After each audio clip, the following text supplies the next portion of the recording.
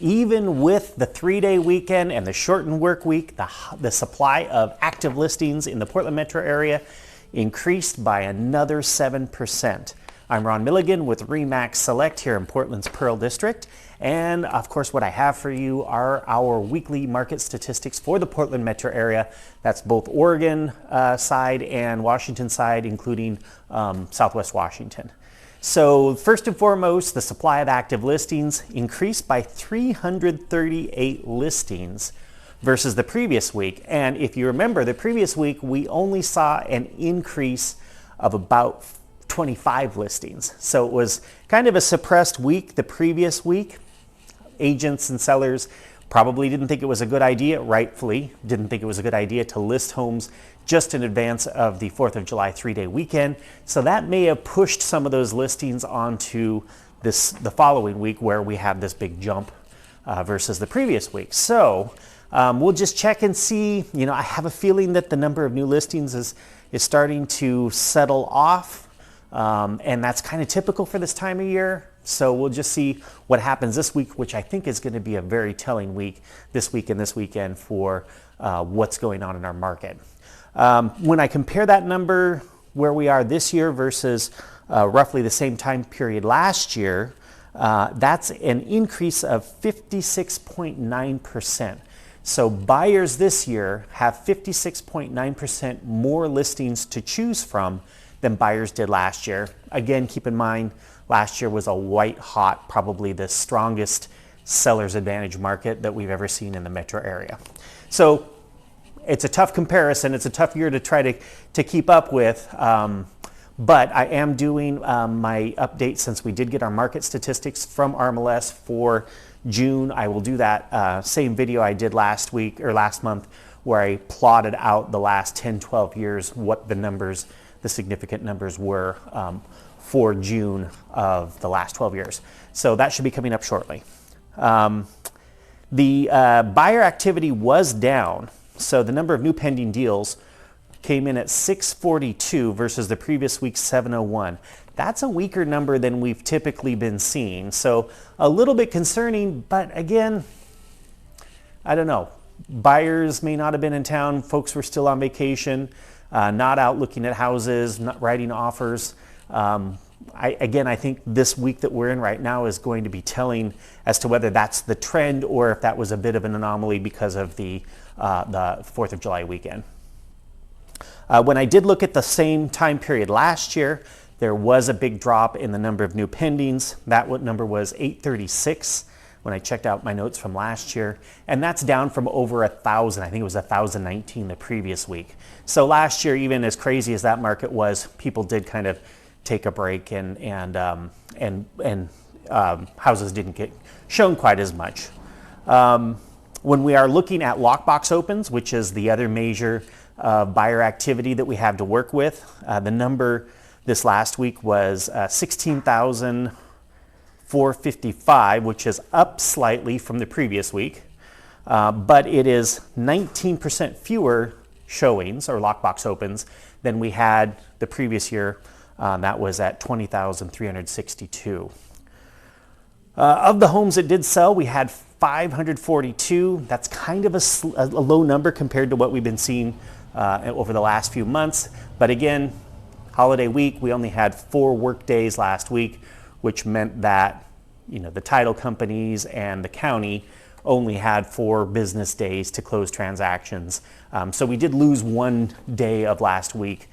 So it's not surprising that number is a little low compared to what we've typically been seeing.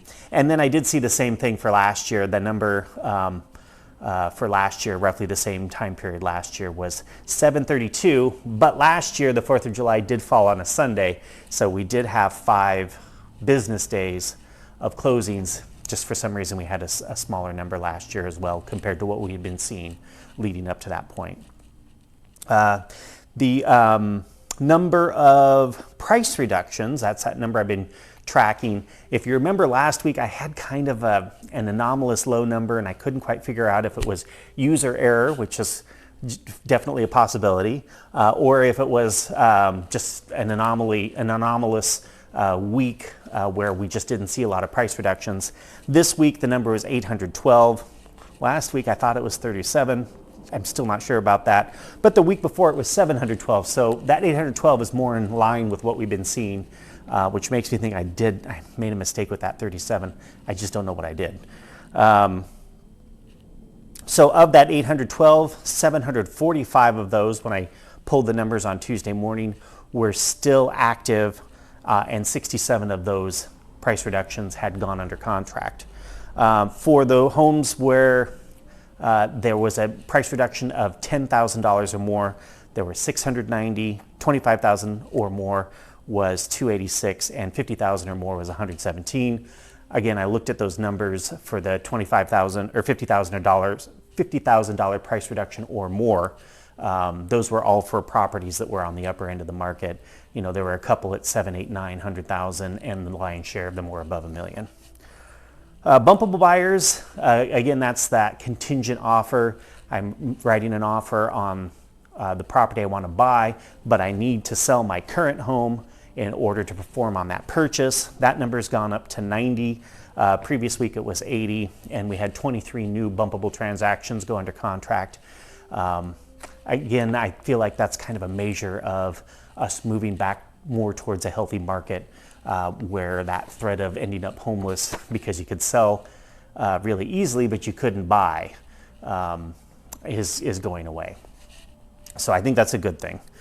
The average days on market came in at 16 versus 15 last year. That's down a couple of days versus the previous week. And the median is staying steady at 6 this year versus 5 last year. So the average sale price came in at $639,952 versus roughly the same time period last year,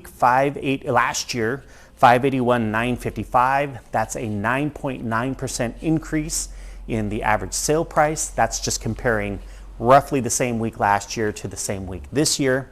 And that's a 9.9% increase, which coincidentally happens to be the year-over-year number for the end of June. So our RMLS statistics came out for the month of June, so it goes to the end of June.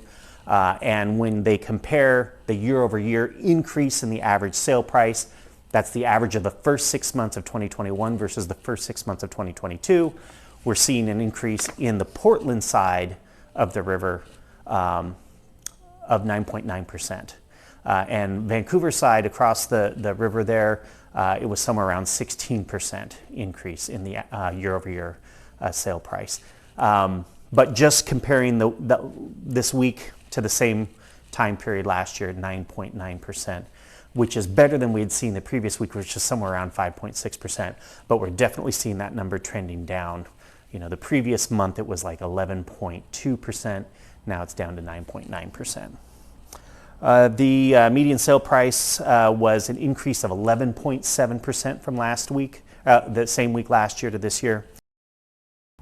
So on average, sellers got 99.97% of their original asking price. So they're starting to come in a little under asking price, versus their original, the sale price versus their original asking price.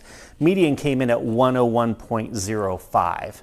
Last year at this time, the average sale price was 103.7, so 3.7% above asking price is what everyone was getting on average, and the median was 5.21% over asking price. Well, that's pretty much what I have for you this week. I do have a couple of cool videos coming up. One about was an update of the market predictions from the big players in the market. I've been doing that one just about every month as everyone kind of adjusts their numbers up and down based on what's going on with the market most recently. So that's coming up. And then, as I mentioned earlier, I do have that video where I'm going to plot the the number of active listings, the inventory in months, the year-over-year appreciation going back 12 years, just to see how we're doing this year, not compared exclusively to that white-hot year we had last year.